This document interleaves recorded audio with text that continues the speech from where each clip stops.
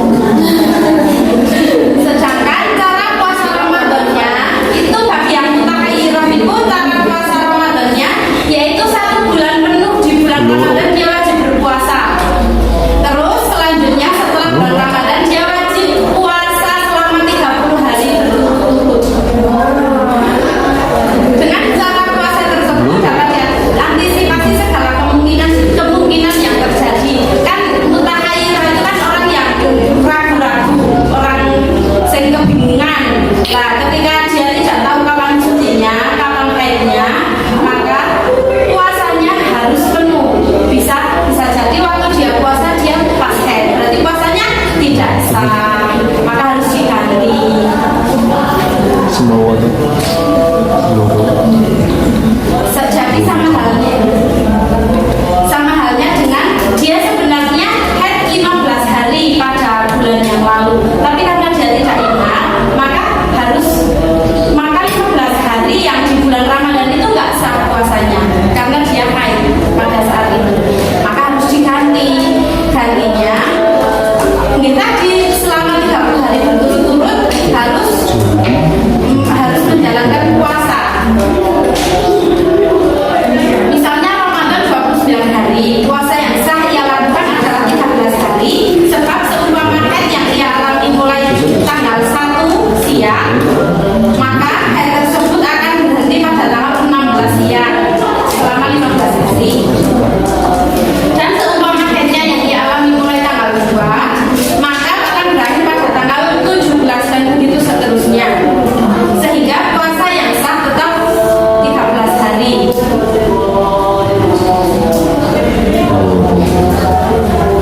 Dari tata cara puasa tersebut ia masih mempunyai hutang 2 hari.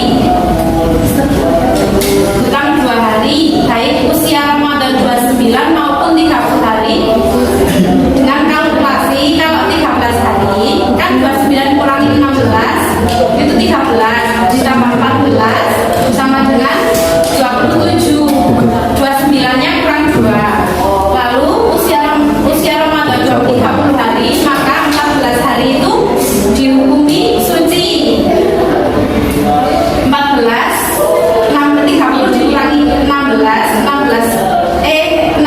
ya kan sama dengan 14. Sayang saya kan 14 tambah 14 sama dengan 28 tambah 14 hari yang haid sama dengan 28 kan masih ada 2 hari lagi sampai 30 kali.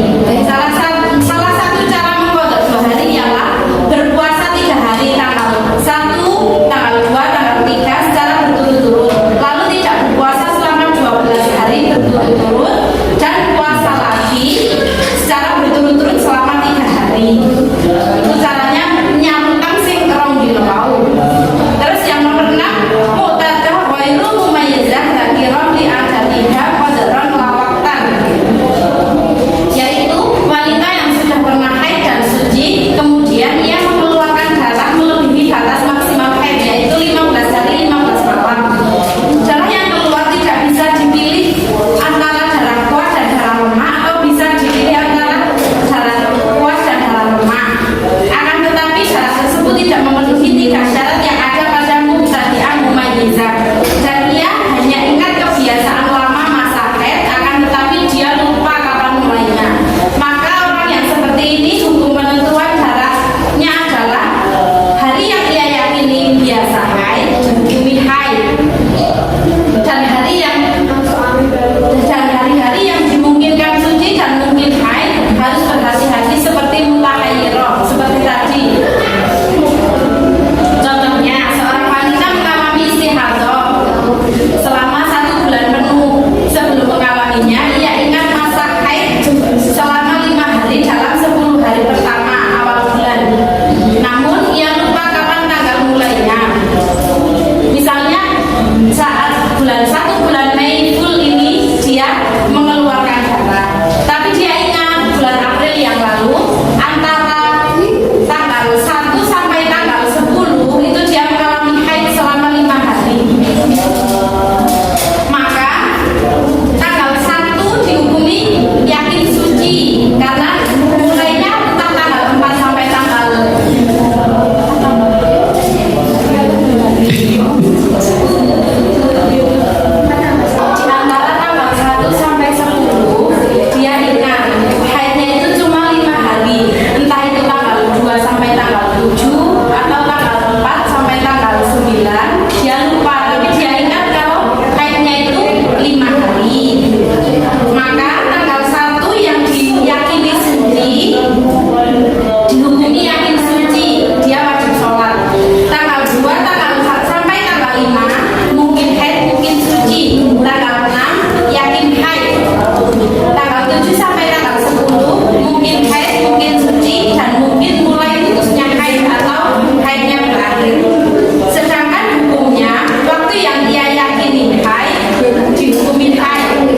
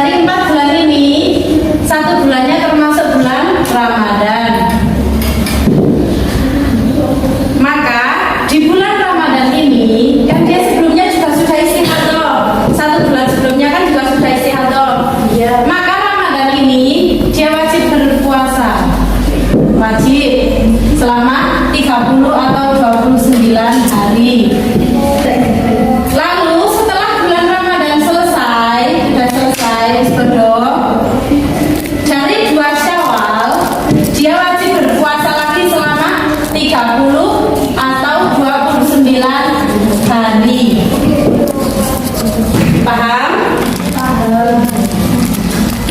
Mungkin saja dia sebenarnya haid 15 hari 15 malam. Nah, mungkin di setiap bulan dia keluar darah itu dia mengalami haid selama 15 hari 15 malam atau waktu maksimal haid.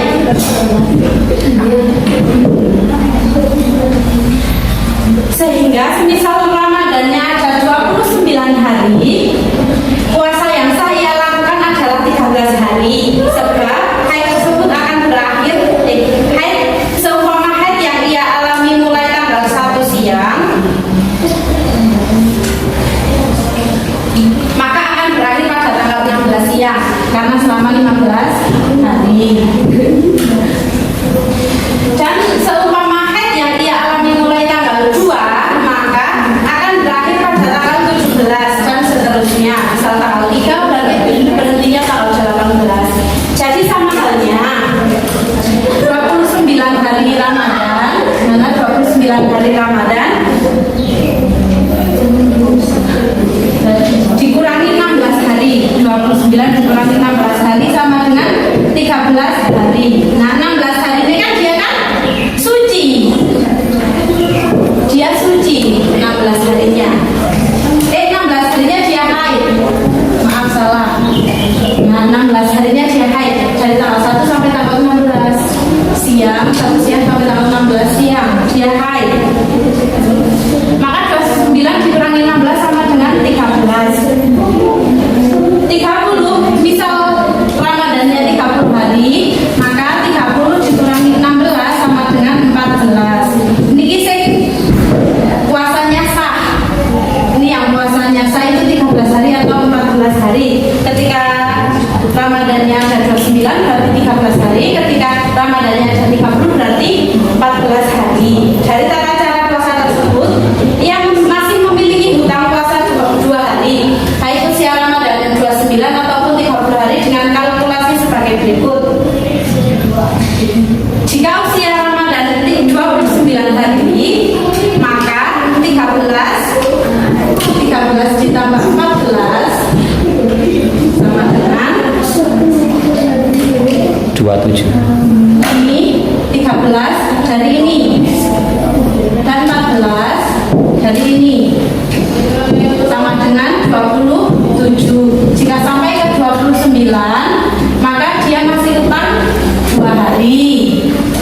Lalu jika 30, maka 14 diambil dari ini 30 hari ditambah 14 lagi sama dengan 28. 28.